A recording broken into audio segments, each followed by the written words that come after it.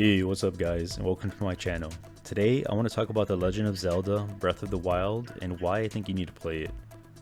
Breath of the Wild released on the Nintendo Switch and Nintendo Wii U in March 2017. It had critical success with the open world concept and superb player controls. Well, I'm Andrew, so let's get into this. When Breath of the Wild released, unfortunately I was not able to play it. I would watch spoil-free reviews and first impression videos just hoping I could find a Nintendo Switch ASAP. At the time, I didn't have a Switch or a Wii U. I felt the price of the Wii U was not worth it, as a new Nintendo Switch was going to phase out the Wii U almost immediately with Breath of the Wild being its last Nintendo title would be made. Wasn't until 5 months later, in September 2017, that I was able to secure a Nintendo Switch with a copy of Breath of the Wild as my first game on the console. I felt like a kid again, and just being taken back by a video game, I was in awe and wanted to capture that moment as long as I could.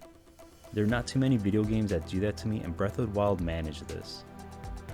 So what is it about this Zelda title that stood out to me from the other Zelda titles and games?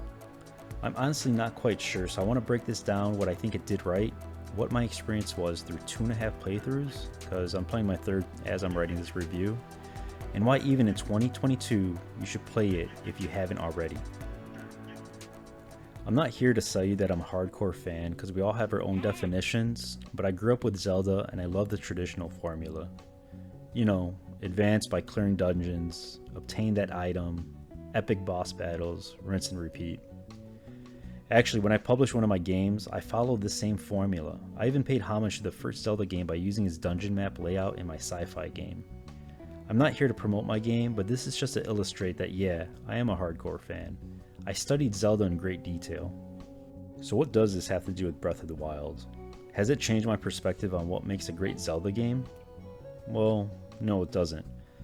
Depending on what the game's goals are, each style has its own place, and when done right, we tend to remember those games most. For a Zelda game to choose an open world style of gameplay, the developers knew they could not follow their traditional linear path, but they made it happen. They made it happen and set a high standard. This standard is why I trust Nintendo to deliver high quality products. In the very opening, you're introduced to a big open world. This is to show the player how big the world of Hyrule is, and its openness that you can travel. The area you start in is a large tutorial that teaches you everything you need to know, but delivered in a way that you don't realize it's a tutorial until you pause and think about it, or when you complete the tutorial. The game doesn't even tell you it's a tutorial, that's how well they incorporated this. Within the tutorial area, which is on the Great Plateau, you learn core game mechanics such as cooking, climbing, combat, item gathering, and navigation. Combat introduces weapon degradation, the ability to pick up additional weapons and switch at any time. If you neutralize an enemy, they'll drop their weapon and you can pick them up. The game expects you to collect weapons due to this. This gives you a great opportunity to try all sorts of weapons such as swords, hammers, and spears. Some weapons have elemental bonuses such as freezing an enemy or making them disappear altogether. For the most part, you can hack and slash your enemies, but some enemies require a little more finesse as they can dodge and block your attacks. Little touches the dev team added was how bokoblins interact with each other. If you leave them alone long enough and they don't notice you, they seem to have their own interaction with each other. They celebrate, they dance, they're around a campfire when cooking a meal. Things like this give that extra attention to detail that I really enjoy.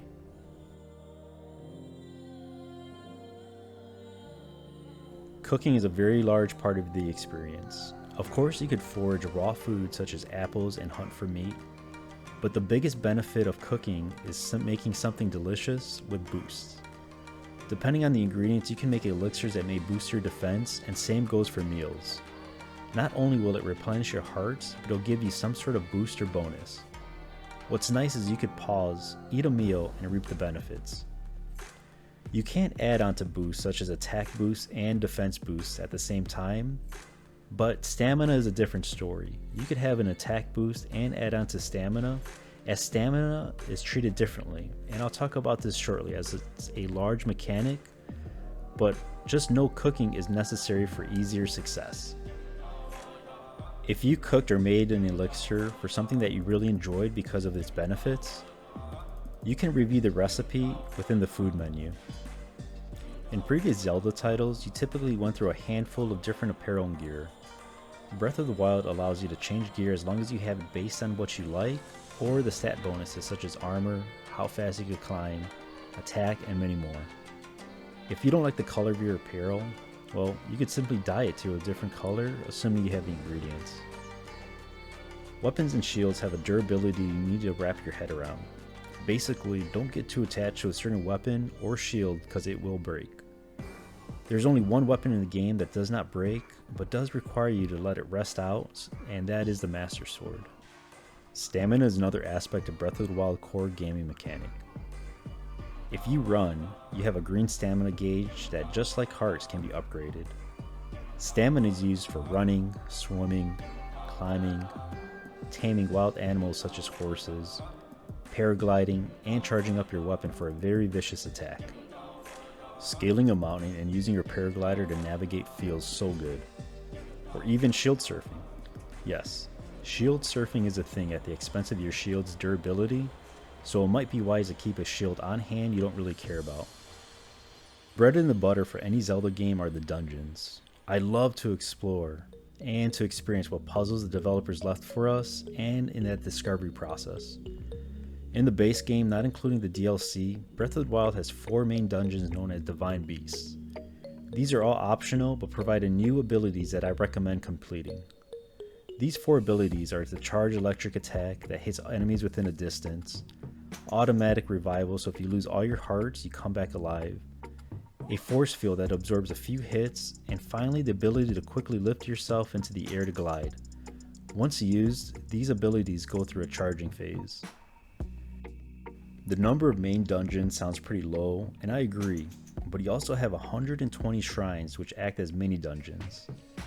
They have shrines that test your combat skills, solve puzzles, and a mixture between the two. After completing a Divine Beast or shrine, you're granted an orb, where with 4 of these, you can upgrade the amount of hearts you have or increase your stamina wheel. You can also upgrade your gear by visiting a Great Fairy. With the right ingredients, you can upgrade your wearable armor to absorb better hits. With that said, I do have a few gripes, and they're pretty minor. And I just want to call it out here.